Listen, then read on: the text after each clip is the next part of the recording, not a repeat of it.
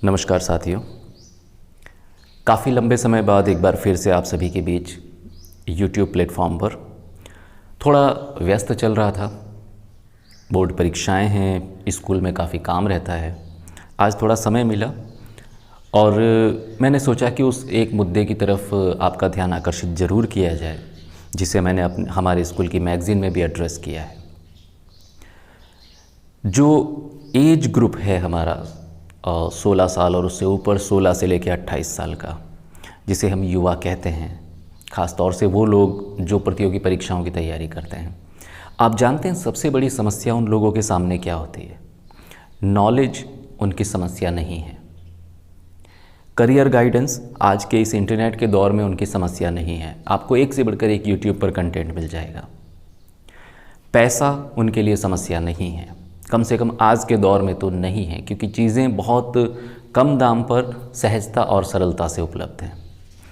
जहाँ तक मैं समझ पाया हूँ, सबसे बड़ी समस्या जो उनके सामने है वो है एक प्रॉपर मेंटल बैलेंस।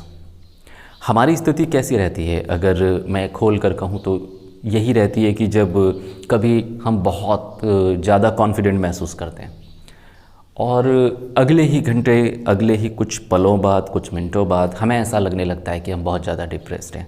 तो ये जो अंतर है हमारा, बीइंग फुली कॉन्फिडेंट और फीलिंग डिप्रेस्ड, ये एक ऐसी चीज़ है जिसे एड्रेस करने की ज़रूरत है। एक धारणा सबसे पहले मैं तोड़ना चाहूँगा, वो ये कि कुछ लोग ये सोचते हैं कि अगर आप गवर्नमेंट सेक्टर में आए हैं या प्रतियोगी परीक्षा दी है और उसमें सफल हुए हैं तो ही आप योग्य हैं। ऐसा बिल्कुल भी नहीं है। कम से कम मैं तो इस चीज़ को सिरे से नकारता हूँ, ऐसा बिल्कुल भी नहीं है। दूसरी चीज़ ये है कि हर चीज़ एक समय लेती है, प्रॉपर टाइम लेती है।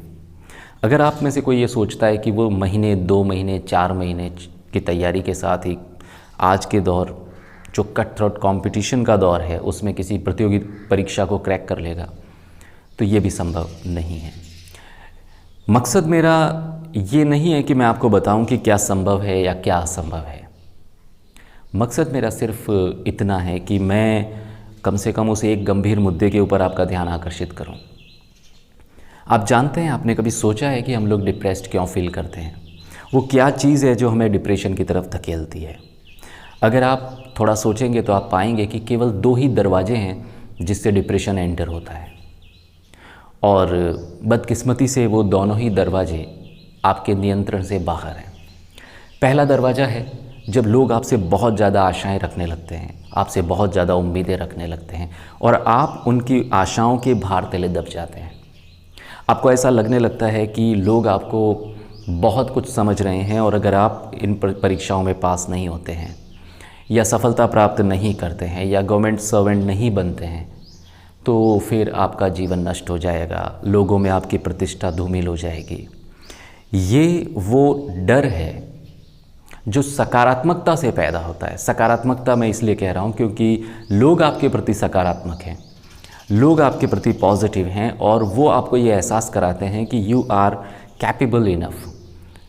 और ऐसे में जब आप उनकी आशाओं की अपने टैलेंट के साथ तुलना करते हैं, सामने कट थ्रोट कॉम्पिटिशन को देखते हैं, लगातार ऊपर बढ़ती हुई मेरिट लिस्ट को देखते हैं, अपने पास कम समय की उपलब्धता को देखते हैं, तो उन सारे फैक्टर्स को जब आप जोड़ते हैं तो आप पाते हैं कि नहीं, लोगों की मेरे प्रति आशाओं में और वास्तविकता में फ़र्क है। और बस वही एक बिंदु होता है जहाँ से आप डिप्रेशन की तरफ चले जाते हैं। क्या इसे एड्रेस किया जा सकता है? देखिए, समस्याएं बताना ये कोई बड़ी बात नहीं है, हम में से हर व्यक्ति इसको बता सकता है, लेकिन हमें उसका सोल्यूशन ढूंढना है और वो हम आज के इस वीडियो में करेंगे। तो चूंकि मैंने आपसे पहले कहा कि ये वो चीज़ है जो आपके नियंत्रण के दायरे से बाहर है, तो ऐसे में हम लोग क्या करेंगे, कैसे इस समस्या से निपटेंगे?